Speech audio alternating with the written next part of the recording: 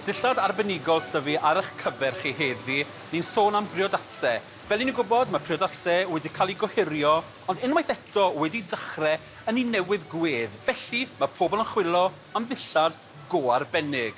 I ni o hyd yn cefnogi siopau unigol y stryd fawr, Rowberries, Abertawe a Portennant sydd wedi cynnig y dillad ar ein cyfer ni heddi, a mae da fi wledd o ddillad ar eich cyfer chi. Yn cychwyn gyda Hayley fan hyn yn y lliw llwyd hyfryd yma. Nawr, pan i ni yn dewis dillad ar gyfer achlysur fel Priodas, mae'n bwysig nid yn unig bod ni'n edrych yn stylish, ond bod ni hefyd yn teimlo'n gyffyrddus, felly mae sawl ffordd o fynd amdani. Fan hyn, i ni wedi sicrhau bod popeth yn matcho o'r pen reit lawr at y trad. Y lliw llwyd ysgafn yn wych fan hyn, pwysau hyfryd i'r defnydd a toriad clasurol sydd i'r ffrog. Ond wrth gwrs, mae'r gwaith arbenigol yn digwydd ar y clwm sydd ar y blaen, y gemwaith sy'n cael ei adio at y clwm hynny, ac wedyn pan ni'n dod at y llewis, mae da chi'r brodwaith a'r darnau wedi torri bant ar y breichau sy'n neud edrych mor drawiadol. Os symudwn ni lan at yr het, mae pawb wastad yn dweud, o, dylen ni brynu het yr un pryd ar wisg, yn bendant. Os ydy'r het yn matcho i'r dim, newch yn siŵr bod chi'n prynu fi yn yr un pryd ac ar yr un lle, neu beth sy'n digwydd wrth gwrs chi'n gwario misoedd yn chwilo am rhywbeth sy'n matcho. Fan hyn, mae da chi'r het sy'n dod lawr dros un llygad, tipyn o waith cywrain yn y plu a'r gwert, ar ben yr het, a hefyd o dan yr het fan hyn sy'n edrych yn gret.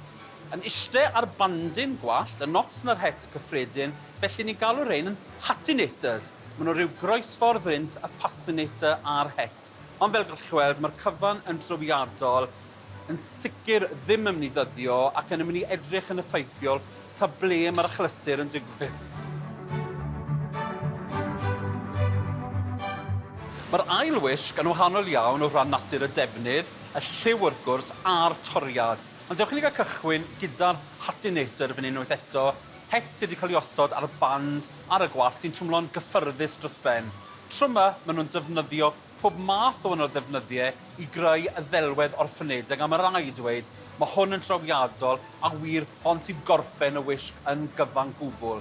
Mae nifer o'r lliwiau glas yn hon sydd yn gweddi'n berffaith gyda'r ffrog, ac yn aml iawn beth sy'n llwyddo gyda'r wisg ar gyfer y briodas yw bod popeth yn matcho i'r dim. Toriad diddorol iawn i'r ffrog, ar un ysgwydd, bant o'r ysgwydd arall, yn defnyddio'r les cywrain yma ar y blaen. Ond beth sy'n gwneud y ffrog mae lwyddo wrth gwrs yw'r plethu cywrain yma ar y blaen, sy'n garedig iawn, ta beth yw'ch siap. Bod jyst un fan hyn yn fain o ran maint, bydde hon yn gweithio ar gyfer sawl seis. Y llewis yn gweithio'n reit dda, llewis 3/4, y brodwaith, unwaith eto ar y llewis, sy'n gwneud edrych mor arbennig. Beth sy'n bwysig i gofio gyda nifer o'r casgliadau yma yw bod chi'n dewis pilyn sydd ddim yn dyddio. A gyda hon mae'n mynd i fod yn fythol werdd ac yn cael ei gwisgo unwaith ar gyfer y briodas pwysig yn eich bywyd chi, mae'n mynd i fod yn ffrog ac yn het ddefnyddiol ar gyfer bob math o achlysuron yn y dyfodol.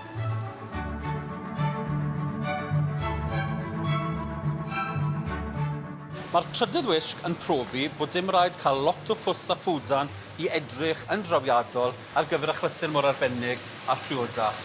Fan hyn, mae'r lliw yn neud y cyfan. Mae'r ffrog wedi torri as o'r defnydd hyfryd, satin a taffeta, a fel gallwch chi weld, mae llawnder yn y sgrt, hyd y ffrog yn defnyddiol ar gyfer bron pob seis a pob siap, a pob talfra, a hefyd wrth gwrs mae'r manylder hyfryd ar yr ysgwydd fan hyn, sef y bow mawr enfawr.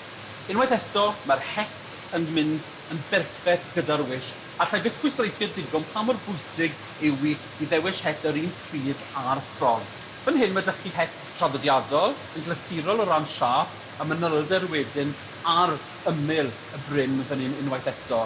Gwddf digon uchel i'r ffrog, llewis bach cap, a wedyn fel gallwch chi weld, y toriad hyfryd Princess Line sy'n gweithio'n dda ar gyfer bron pob oedran.